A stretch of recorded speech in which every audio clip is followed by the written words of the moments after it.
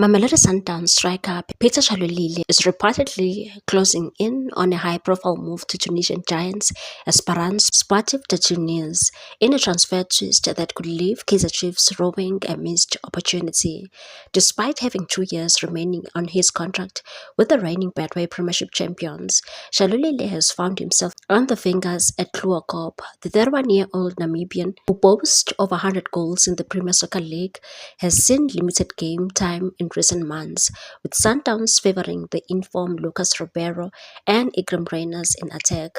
With uncertainty swirling around his future, Shalulile had been linked with the move to Kaizer Chiefs, who are in urgent need of a reliable goal scorer following back-to-back underwhelming seasons in front of goal. Many believed Naturana could be a perfect destination for the seasoned marksman, offering both a fresh challenge and a chance to restore the club's attacking threat. However, according to Itiski Times, it is Esperance, coincidentally the former club of current Sundowns coach Miguel Cardoso, who are leading the race to secure Shalulile's services. The Tunisian Giants have reportedly made a formal approach and are close to finalizing a deal which could see one of the PSL most consistent performers head to North Africa.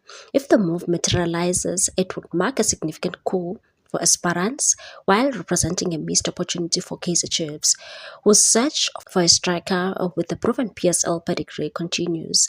Meanwhile, Lucas Ribeiro's future at Sundowns is also attracting attention. The Brazilian forward, fresh off being crowned the 2024-2025 PSL Player of the Season, has reportedly drawn interest from clubs in Qatar and Brazil. Despite the speculation, Ribeiro has poured cold water on exit rumors, reaffirming his commitment to Sundowns and focusing fully on the upcoming season. As the transfer window heats up, Sundowns could be set for a reshuffle in their attacking department, one that may have ripple effects across PSL.